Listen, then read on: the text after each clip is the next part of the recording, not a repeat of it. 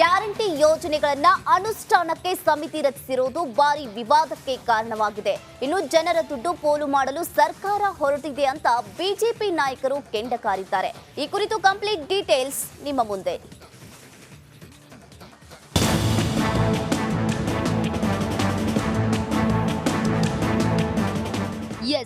ಕಾಂಗ್ರೆಸ್ ಅಧಿಕಾರಕ್ಕೆ ಬಂದಿರೋದೇ guarantee ಭರವಸೆಗಳಿಂದ.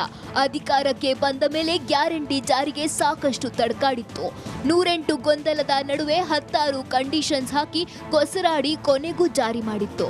Guarantee ಜಾರಿಯಾದ ಮೇಲೂ ಗೊಂದಲ ಹಾಗೆ ಮುಂದುವರೆದಿತ್ತು.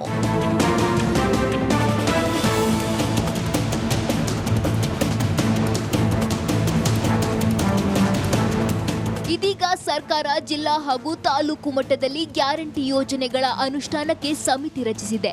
ಅದಕ್ಕೆ 16 ಕೋಟಿ ರೂಪಾಯಿ ಮೀಸಲಿಟ್ಟಿದೆ. ಒಬ್ಬ ಅಧ್ಯಕ್ಷ 5 ಉಪಾಧ್ಯಕ್ಷರನ್ನ ನೇಮಿಸಿದ್ದು ಅವರಿಗೆ ಸಂಪುಟದ ಸ್ಥಾನಮಾನ ನೀಡಲಾಗಿದೆ. ಅಲ್ಲದೆ ಗೌರವ ಧನವೂ ಇದೆ. ಇದು ಬಿಜೆಪಿ ಕೆಂಗಣ್ಣಿಗೆ ಗುರಿಯಾಗಿದೆ. ಬಿಜೆಪಿ ನಾಯಕರು ಸರ್ಕಾರದ ವಿರುದ್ಧ ಕಿಡಿಕಾರ್ತಿದ್ದಾರೆ.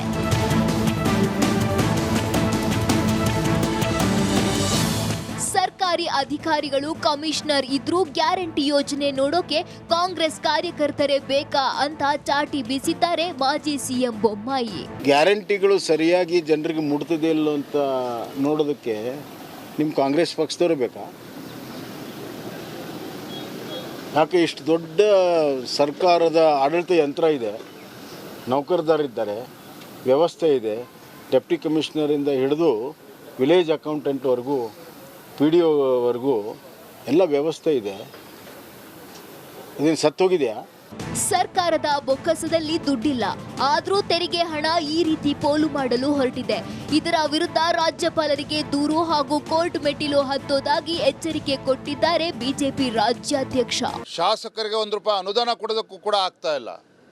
ಇದ್ರ ಮಧ್ಯೆ ಕೋಟ್ಯಾಂತರ ರೂಪಾಯಿ ಇವತ್ತು ದುರುಪಯೋಗ ಪಡಿಸ್ಕೊಂಡು ಅವರ ಕಾರ್ಯಕರ್ತರಿಗೆ 20,000 25,000 ಇವೆಲ್ಲ ಹಣವನ್ನು ಕೊಡೋಕ್ಕೆ ಪೋಲ್ ಮಾಡೋಕ್ಕೆ ಕೊಟ್ಟಿರ್ತಕ್ಕಂಥದ್ದು. ಇದು ರಾಜ್ಯದ ಟ್ಯಾಕ್ಸ್ ಪೇಯರ್ಸ್ ಹಣವನ್ನು ದುರುಪಯೋಗ ಮಾಡ್ಕೊಳ್ಳೋಕೆ ರಾಜ್ಯ ಸರ್ಕಾರ ಏನು ಹೊರಟಿದೆ. ಇದು ಯಾವುದೇ ಕಾರಣಕ್ಕೂ ಸರಿಯಿಲ್ಲ. ನಾವು ಸದ್ಯದಲ್ಲೇ ಮಾನ್ಯ ರಾಜ್ಯಪಾಲರನ್ನ ಭೇಟಿ ಮಾಡಿ ಇದ್ರ ವಿರುದ್ಧ ದೂರನ್ನು ಕೂಡ ಕೊಡ್ತೇವೆ. ಇದ್ರ ವಿರುದ್ಧ ನಾವು ನ್ಯಾಯಾಲಯಕ್ಕೂ ಕೂಡ ಮೊರೆ ಹೋಗ್ತೇವೆ. ವಿಪಕ್ಷ ನಾಯಕ ಆರ್ ಅಶೋಕ್ ಸಿದ್ದರಾಮಯ್ಯ ಸಂಪುಟದ ಮಂತ್ರಿಗಳು ನಾಲಾಯಕರ, ಅವರಿಗೆ ಜವಾಬ್ದಾರಿ ಕೊಡಬಹುದಿತ್ತಲ್ಲ ಅಂತ ಕಿಡಿಕಾರಿದ್ದಾರೆ. ಒಬ್ಬ ಮಂತ್ರಿ ಹತ್ರ ಸುಮಾರು 15ರಿಂದ 20 ಅಧಿಕಾರಿಗಳೆಲ್ಲ ಕೆಲಸ ಮಾಡ್ತಾರೆ. ಅವ್ರ PAಗಳು, PSಗಳು, ಮಾಧ್ಯಮ ವಕ್ತಾರರು ಎಲ್ಲರೂ ಕೂಡ. ಹಾಗಾದರೆ ಮಂತ್ರಿಗಳೆಲ್ಲ ನಾಲಾಯಕ ಹಾಗಾರೆ ಮಂತ್ರಿಗಳಿಗೆ ಇನ್ಚಾರ್ಜ್ ಕೊಡ್ಬೋದಾಯ್ತಲ್ಲ. ಅವ್ರ ಹತ್ರನೇ ಎಲ್ಲ ಸ್ಟಾಫ್ ಇದೆಯಲ್ಲ, ಪೂರ್ತಿ ಸ್ಟಾಫ್ ಇದೆ ಅವ್ರಿಗೆ. ಒಟ್ಟಲ್ಲಿ ರಾಜ್ಯ ಸರ್ಕಾರದ ನಡೆ ಭಾರಿ ವಿವಾದಕ್ಕೆ ಕಾರಣವಾಗಿದೆ.